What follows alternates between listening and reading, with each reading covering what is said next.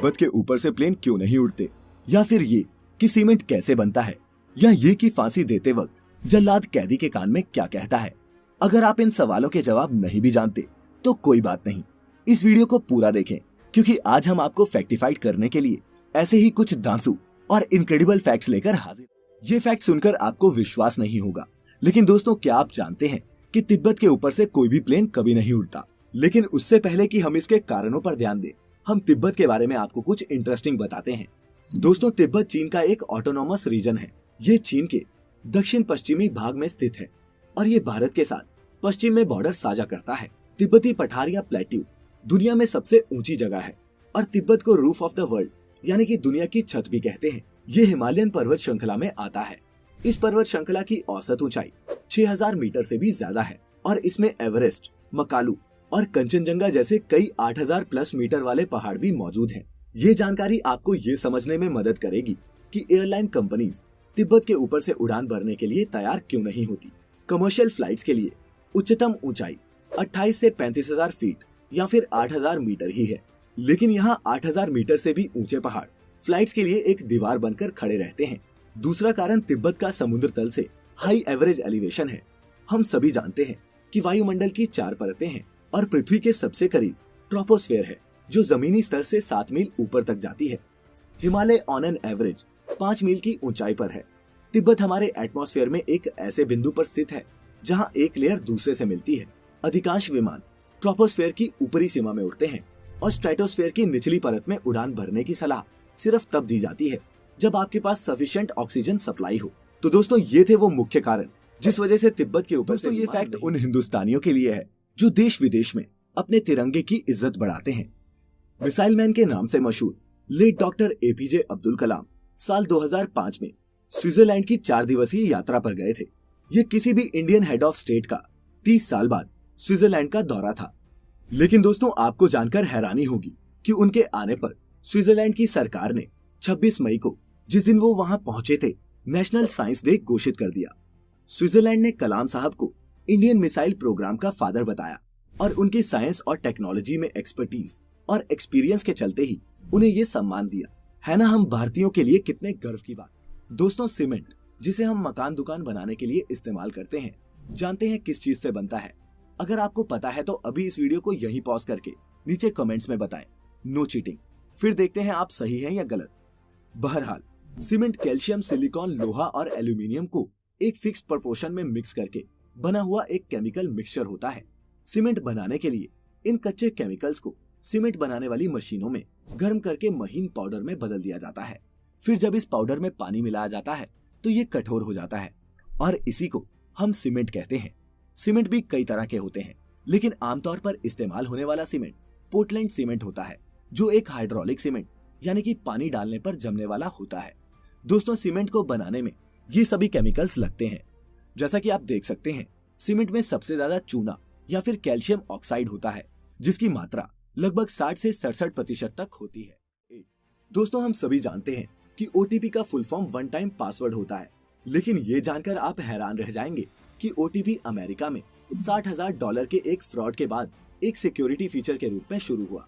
दरअसल 2008 में अमेरिका के एक वकील के बैंक अकाउंट से किसी ने $60,000 निकाल लिए। जब उसे इस बात की जानकारी मिली तो वो इसकी जांच में जुट गया।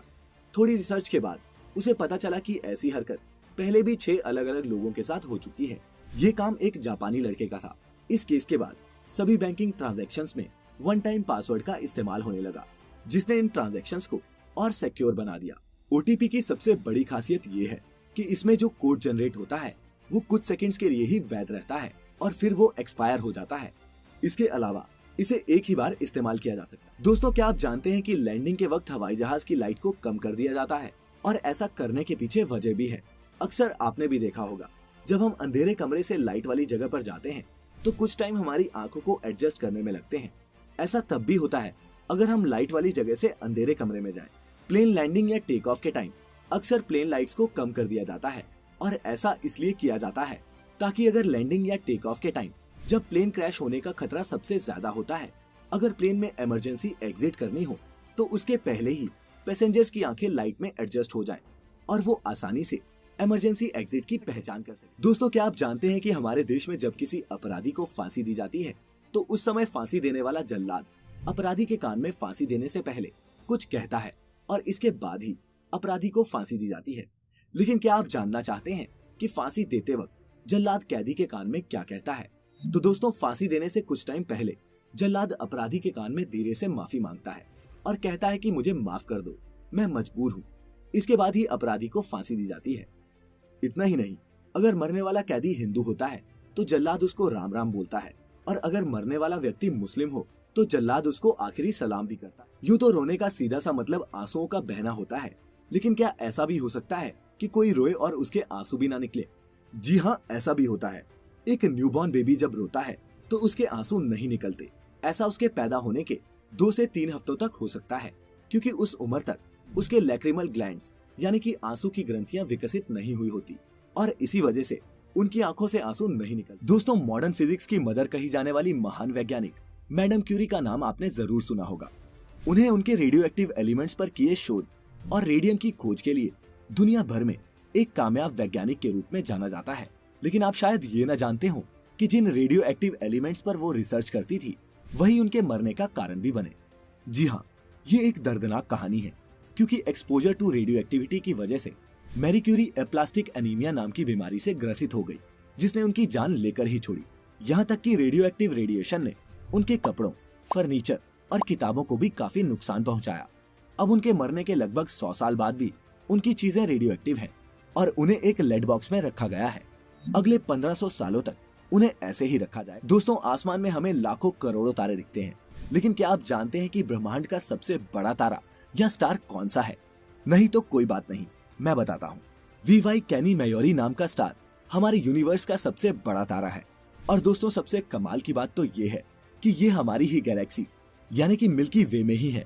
ये तारा हमारे सूर्य से कम 2000 गुना बड़ा है। ये तारा कैनी मेजोरी तारामंडल या कॉन्स्टेलेशन का हिस्सा है और इसी के नाम पर इसका नाम कैनी मेजोरी पड़ा। इस तारामंडल में 32 तारे हैं, जिनमें से 4 तो ऐसे हैं जिनकी कुछ ग्रह परिक्रमा करते भी मिले हैं।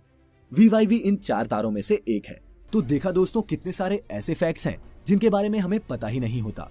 हमारे आसपास भी ऐसी कई वियर्ड चीजें हैं, लेकिन हमें इनका अंदाजा नहीं होता। ऐसे ही कई और फैक्ट्स हम लेकर आते रहेंगे। आज की इस वीडियो में इतना ही। Stay healthy and stay happy. Thanks for watching.